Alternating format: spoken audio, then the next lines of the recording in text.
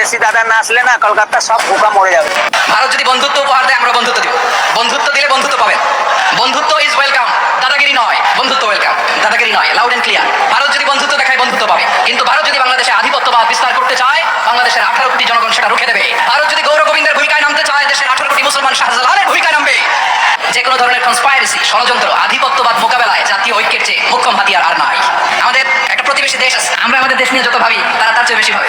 প্রতিবেশী দেশকে বলবো আপনারা নিজের চরকায় তেল দেন, আপনারাও শান্তিতে থাকেন, আমাদেরকেও শান্তিতে থাকতে দেন। চীনা দুর্নীতির সাম্রাজ্য টিকিয়েছিল সচিবালয়ের কর্মী অর্থাৎ আমলাদের পিঠে ভর করে।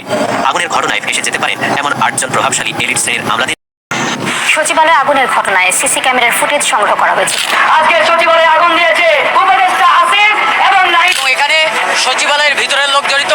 17টা বছর আমি বাংলাদেশের পিছনে ব্যয় করি নাই এই বাংলাদেশ দেখবো বলে। সচিবালয়ে আগুন ইচ্ছাকৃতভাবে লাগানো হয়েছে এমনটাই অভিযোগ তুলেছেন সাধারণ জনগণ। প্রাথমিকভাবে শর্ট সার্কিট থেকে আগুন লাগার কথা ধারণা করা হলেও বিভিন্ন অনুসন্ধান থেকে বিভিন্ন তথ্য পাওয়া যাচ্ছে।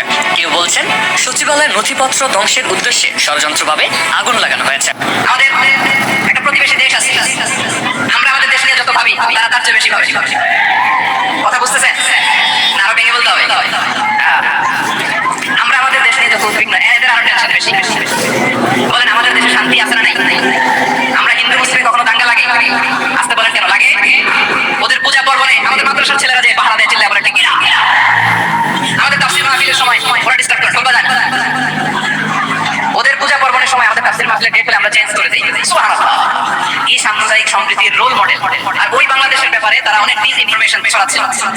ভারতের অনেকগুলো গণমাধ্যম, আমি জেনারেলাইজ করব, আমাদের প্রতিবেশী দেশে সব গণমাধ্যমকে আমি দোষ দিতে চাই না, অনেকগুলো গণমাধ্যম তারা ডিস ইনফরমেশন শেয়ার করেছে। ডিস ইনফরমেশন আর মিস ইনফরমেশনের পার্থক্য আছে। মিস ইনফরমেশন না জেনে ভুল বুঝে একটা মিথ্যা বা ভুল তথ্য ছড়িয়ে দেয়, এটা ক্ষমা আছে, এটা কি আছে?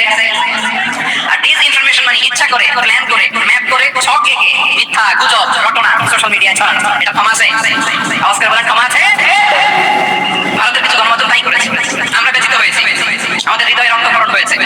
আমাদের প্রতিবেশী দেশকে বলতে চাই আমাদের দেশ নিয়ে আপনাদের ভাবার দরকার নাই, নিজের চরকায় তেল দেন, নিজের দেশ নিয়ে ভাবেন। এইটা আওয়ামী লীগের দোষরা মিনিমাম 10 কোটি টাকা দিয়ে যে তুই আইনে চাকরি করলে সারা জীবনে পেনশন সহ পাবি 1 কোটি, আমি তোরে 10 কোটি দিলাম, তুই এই কাজটা কর। আগুনে পুড়িয়ে ফেলার জন্য ওই নথি নিয়ে যাওয়া হচ্ছিল। লোকসভা নির্বাচন ও আদালত দুর্নীতি প্রকাশ্যে আসার পর থেকেই ভালো সময় যাচ্ছে না নরেন্দ্র মোদী। নানামুখী সংকট ঘিরে ধরেছে ভারতের প্রধানমন্ত্রীকে। বাংলাদেশ ও ভারতের মধ্যকার উত্তেজনা এবার নিয়েছে নতুন মোড়। দুই দেশের মধ্যে চলমান রাজনৈতিক ও ধর্মীয় উত্তেজনার প্রভাব এবার পড়তে যাচ্ছে ব্যবসায়িক খাতে। যাদের ক্ষমতায় যায় তারা তো দুর্নীতি করে। দুর্নীতির থাকতো তো সচিবালয়ে, মন্ত্রণালয়ে আগুন লাগাই দিয়েছে, সব ফাইল চলে ভস্ম হয়ে গেছে। আমাদের আজকের বিষয় হচ্ছে কবুতর ও ট্রাকের রহস্য বের হলেই ফেসে যাবে সচিবালয়ের অনেক। এইমাত্র পাওয়া গরম খবর, ভারতের দেশ বাঁচাও আন্দোলন, মোদি পালাবেন কোথায়? নানামুখী সংকট ঘিরে ধরেছে ভারতের প্রধানমন্ত্রীকে।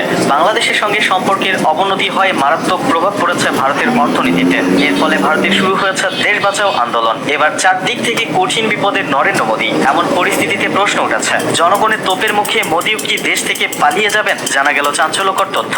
এদিকে সচিবালয়ে আগুনের ঘটনায় নতুন মোড়, কবুতর ও ট্রাকের রহস্য বের হলেই ফেসে যাবে সচিবালয়ের অনেকে। বেরিয়ে এলো চাঞ্চল্যকর তথ্য। 1000 কোটি টাকার যে দুর্নীতি করেছেন তার দলিল দস্তাবেজ যা সচিবালয়ে সংরক্ষণ ছিল এগুলোকে পুড়িয়ে দিয়ে তারা শেখ হাসিনা সহ তাদের দোষরদের রক্ষা করতে চান। ওদেরকে নামিয়ে দিন, ওদেরকে নামিয়ে দিন, ওদেরকে নামিয়ে আনো, ওদেরকে নামিয়ে আনো। কৃষক আন্দোলন যা দ্বিতীয় দিনে পড়েছে একেবারে রণক্ষেত্র, শঙ্কু সীমানা, দাবক উত্তেজনা সেখানে। একেই বলে খেলার নাম বাবাজি। বাংলাদেশের বয়কটের খেলা সামলাতে না পেরে এবার ভারত শুরু করেছে হাওমাও। ভারত বাংলাদেশকে মিথ্যা ভয় দেখিয়ে যে শিক্ষা দিতে চেয়েছিল এখন উল্টো তারাই শিক্ষা পেয়ে গেছে। নাকে ক্ষত দিয়ে উল্টো এখন তারাই বাংলাদেশিদেরকে ডাকছে। কারণ বাংলাদেশের পর্যটকের জন্যই কলকাতার মার্কেটগুলো গড়ে উঠেছিল। এখন বাংলাদেশের পর্যটকের অভাবে মার্কেটগুলোতে ধস নেমেছে। পুরো কলকাতায় এখন হাহাকার শুরু হয়েছে। ব্যবসা এখন কি পরিমাণে হচ্ছে একদম হচ্ছেই না, সারাদিন বসে বসে